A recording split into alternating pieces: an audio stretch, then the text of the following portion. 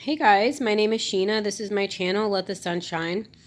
And I just wanted to talk about narcissism again. Don't mind this red spot on my nose. I have no idea what it is at all. Like, it doesn't hurt and it doesn't itch. Maybe it's like a mosquito bite or something. I don't know. But, hold on one sec. So, apparently, I have experienced, with the Lego guy behind me, I've experienced like two different types or two different narcissists.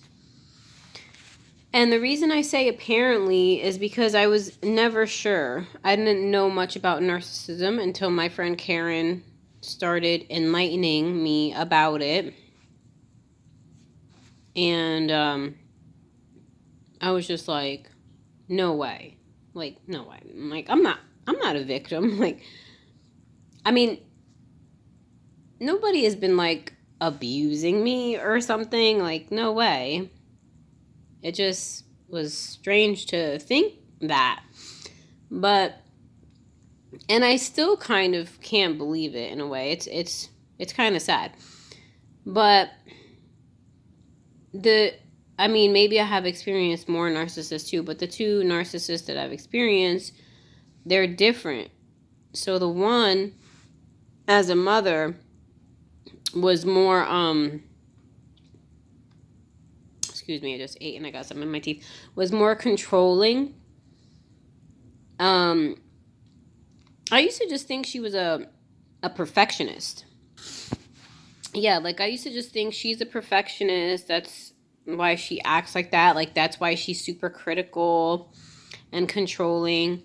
But yeah, that's not really the case. So she's controlling, perfectionist. She'll make you feel dumb if you make a mistake.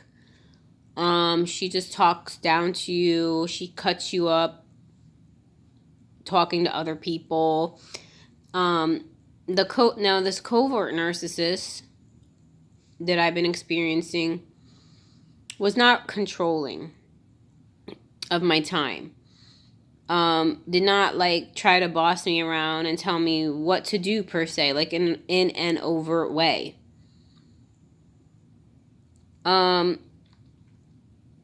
They just, didn't do anything. They were kind of more absent.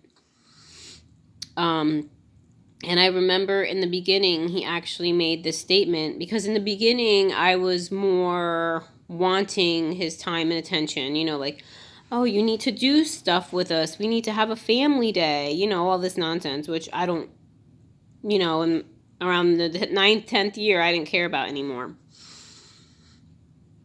So, I felt it was odd that I had to explain this to him. But see, that's what they want. They want you to explain stuff to them. That stuff that's common sense, because they like that, I guess. Yeah. So he said, well, you don't know what to do. You just don't know what to do with your freedom. Right? Like, oh, here I am giving you all this time to yourself. You just don't know what to do with it. Basically, I parented 90%, I don't know, by myself, really. Which I didn't blame anybody for. I took responsibility for, the fact that I don't live around any family members or anything, so it wasn't that bad. But what I mean is that he wasn't really that present. He was working most of the day when the children were little. So but now, yeah, so basically I was by myself most of the time. Like if people saw me, they probably thought like I was a single mom or something. I wouldn't doubt that they would think I was a single mom, because we would never be together. He would never do things with us. We had no life, like no social life. It was just him working, struggling, trying to make it, I'm in survival mode. You just don't understand. These are the like types of excuses I would hear. So, yeah. Um so he would make no effort to do things with the kids and stuff like that. Except just wake up in the morning and sit on the couch and then put the television on, which I hated because I'm the type of person that I get up and I like to get moving. I don't believe in waking up and sitting on the couch and putting on the TV. Even for smaller kids, it's like get up and do something. Do something, not just sit in front of the television.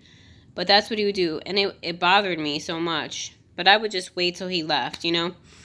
So, and he would sit there and drink his coffee for hours. I have never witnessed anyone sit there and drink coffee for hours. Like, I'd be like, what are you doing? Like, aren't you gonna go to work now? Like, aren't you gonna like get your life moving forward here? He's like, oh, I'm drinking my coffee. I'm like, you made your coffee at 10 o'clock. Oh, that's another thing. I'll talk about more the beginning of our relationship when I started to realize these things. But he would get up late, and then drink his coffee for hours. Like, who does that? And it's black coffee too. Which kind of nasty. But he'd sit there and just sip on his black coffee, all for hours, while he stared into his computer, claiming that he's working on his computer, looking for parts, right? But when I first met him and experienced this, how he just sits there and drinks his coffee for hours, I thought that's odd. Like, I just, drink my coffee and move on with my day. It's probably like a real passive aggressive thing. I don't know. It's just like, who does that? Who just sits there and drinks their coffee for hours? Like on a Tuesday when you got to get up and you got things to do, get moving.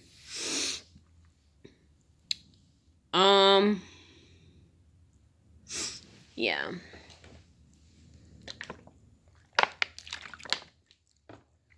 They never help with the kids.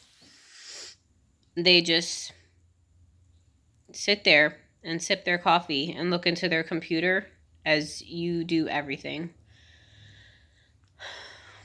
They'll never get up, or they'll never say, hey, honey, I made breakfast for the kids. Or here, honey, like I made you a cup of coffee because I knew you were downstairs working out and you would want a cup of coffee afterwards. They don't do things like that for you. They are not thoughtful creatures at all. They think that everyone should be thinking about them. I'll tell you another story. Years ago, probably like 6 years ago, 6 or 7 years ago, he was going to a dentist appointment, and I guess things didn't work out well for him there. It was an urgent care dental, and they were trying to pull out some teeth. And he had to go somewhere else because they couldn't do it. Well, he calls me hysterical. He called several people. That's another thing with his disorder. He has to call, and if anything good or bad happens in his life, he has to call like all the people he knows. So calls me and he's yelling over the phone and crying and they tortured me. Why aren't you helping me? I'm like, I don't even know what's going on. I'm over here like taking care of the kids. And there it was, that blame shifting was happening. And he was blaming me for not helping him when I'm over here with the kids and I don't know what's going on in his world out there, you know what I mean? Like, I was very hurt and I was crying And I was thinking, how could he blame me for this? Like, this is so weird, so wrong. So, and guess what? I ended up helping him. I felt like I had to, right? I couldn't be like, oh, F you, I ain't gonna help you. You sitting here blaming me, yelling at me, get out of here. Bye. You know, I should have done that. But, you know, just, you know, having empathy, thinking, okay, well, I guess he's, you know, I gotta help him, you know? So I ended up finding a better dental place, and I took him. I drove him down. When I went to get my teeth pulled, nobody came with me. No, I mean, I drove myself there and I drove myself back because I'm a reasonable adult. You know what I mean? Like, see, the thing is, they give no thought to anyone or anyone else's lives, but everyone needs to think about their life and needs to help them, or else you're just the worst person. So the blame shifting is real with these people. So anyways, I started out by saying that the two narcissists are different. The one thing they do have in common, which I was noticing between my mother and him, was that they're both very prideful and arrogant in their thoughts and what they think about the world around them and in their perspectives. And they will try to get people to think what they think, and they will do it aggressively. They will do it very aggressively. You know, whether it's about politics, whether it's about religion, whether it's about anything, they're right and you're wrong. Always. They don't have any humility to think, you know, otherwise. 2020 probably showed that to a lot of people because, you know, everybody has thoughts around that. And